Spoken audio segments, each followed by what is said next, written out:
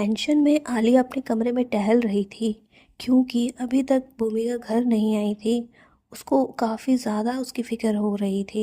उसने कई बार भूमिका को कॉल भी लगाया लेकिन कॉल नॉट रीचेबल आ रहा था। वो काफ़ी ज़्यादा डर गई थी कि आखिर भूमिका कहाँ गई। आज के बिहेवियर की वजह से कहीं वो घर छोड़कर तो नहीं चली गई।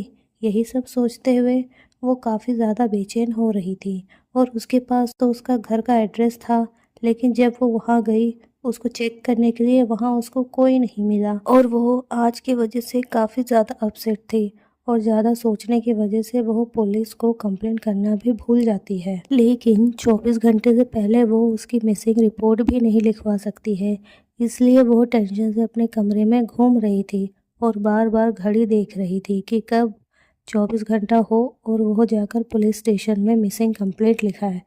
वो बार बार भूमिका को कॉल कर रही थी लेकिन भूमिका का कॉल नहीं उठता हुआ देखकर वो और ज़्यादा बेचैन हो रही थी। नताशा अपने कमरे में घूम रही थी। उसको इतना ज़्यादा गुस्सा आ रहा था कि उसका काम कैसे नहीं हुआ। वह उस पल को सोचने लगती है जब उसने भूमिका से बदला लेने की सोची थी। फ्लैशबैक। रोज़ रोज़ नताशा को आलिया से मुंह की खानी पड़ रही थी जिसकी वजह से वो काफ़ी ज़्यादा गुस्सा हो गई थी। उसने आज प्लान कर लिया था कि वह आलिया को भूमिका से दूर रखेगी और तभी उसका काम हो पाएगा।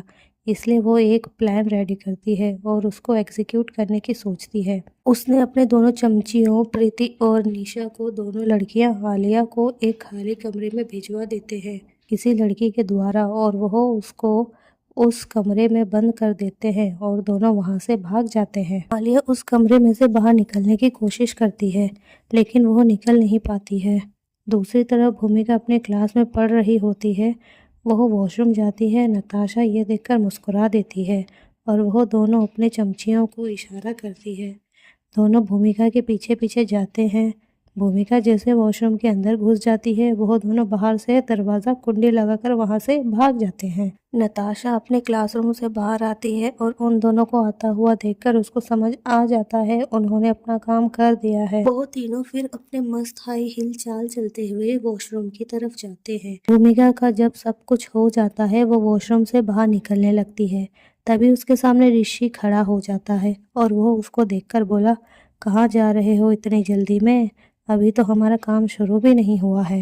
भूमिका, तुम्हारे कहने का क्या मतलब है? ऋषि, जितना तू मेरे सामने बन रही है मुझे भी पता है तुझे इस चीज़ का ज़्यादा तलब है, तभी तो तू मुझे अपनी तरफ अट्रैक्ट करती रहती है जानबूझकर ताकि मैं नताशा को छोड़ दूँ। भूमिका यह सुनकर बोली, बकवास मत कर मेरे सामने, मुझे कोई इंटरेस्ट नहीं है तेरे में और तुझ जैसे लड़के तो मुझे पसंद भी नहीं है। ऋषि, अच्छा चल बहानेबाजी बंद कर, ये कहते हुए वो उसके पास जाने लगता है और भूमिका को छूने की कोशिश करता है। भूमिका उसके हाथ को हटा देती है और बोली, मुझसे दूर रहे नहीं तो अच्छा नहीं होगा तेरे लिए। ऋषि हंसते हुए, अच्छा क्या कर लेगी तू मेरा जो मेरा अच्छा नहीं होगा?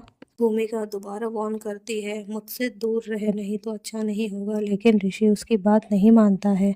भूमिका पीछे होते होते वो वॉश बेसिन से टकरा जाती है। जब उसको समझ आता है कि पीछे कोई जाने का रास्ता नहीं है तो वो काफ़ी ज़्यादा डर जाती है कि वो कैसे फंस गई यहाँ, क्योंकि वो तो वुमेंस टॉयलेट में ही आई थी तो यह लड़का यहाँ कैसे आ गया। और वो अपने चारों तरफ देखती है, कंफर्म करती है कि वो वुमेंस टॉयलेट पर ही है ना, कहीं गलती से जेंट्स टॉयलेट में तो नहीं आ गई। जब वो पूरा कंफर्म हो जाती है, ऋषि उसको टॉयलेट चेक करता हुआ देखकर बोला, हाँ हाँ कंफर्म कर रही है, यह गर्ल्स टॉयलेट ही है, यह गर्ल्स टॉयलेट ही है, लेकिन तू यही सोच रही है कि मैं यहाँ कैसे? ऋषि हंसते हुए बोला, मैं यहाँ अपनी मर्जी से आया हूँ ताकि तेरे साथ कुछ टाइम स्पेंड कर सकूँ। वैसे भी उस नताशा से मेरा टाइम काफ़ी भर गया है। अब मैंने सोचा कोई नई मुर्गी फंसा लो जिससे थोड़ा मौज मस्ती किया जाए।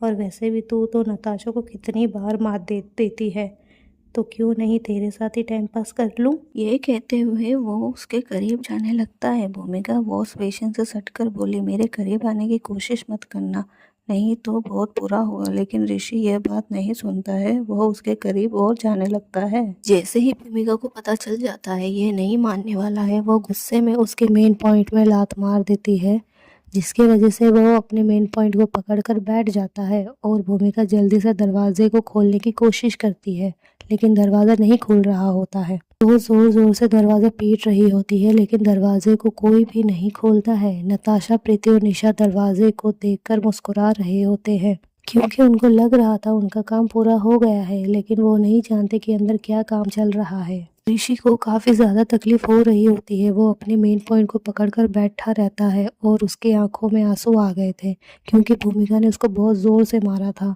भूमिका बार बार दरवाज़े को खटखटा रही थी, तब दरवाज़ा खुल जाता है, लेकिन जैसे ही वो बाहर का नज़ारा देखती है, उसकी आंखें हैरानी से बड़ी बड़ी हो जाती है और वो खुद से यह क्या हो गया है। आलिया भी बार बार कमरे के दरवाजे को पीट रही होती है, लेकिन कोई भी उसकी आवाज़ नहीं सुनता है।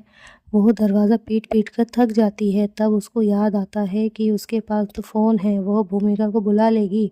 भूमिका को कॉल करती है, लेकिन कॉल नहीं उठ रहा था और वो उसको बार बार कॉल करती रहती है। और जैसे ही उसका कॉल पिक होता है, वो वहाँ की आवाज़ सुनकर हैरान हो जाती है और ज़ोर ज़ोर से दरवाजे को पीटने लगती है। सॉरी व्यूअर्स, मेरी आवाज़ कफ होने की वजह से ख़राब हो गई है, तो आप लोग मेरी आवाज़ को एडजस्ट कर लेना।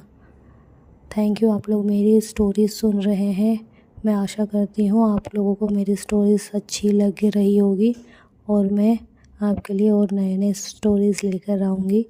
उसके लिए आप इंतज़ार करते रहिए। धन्यवाद।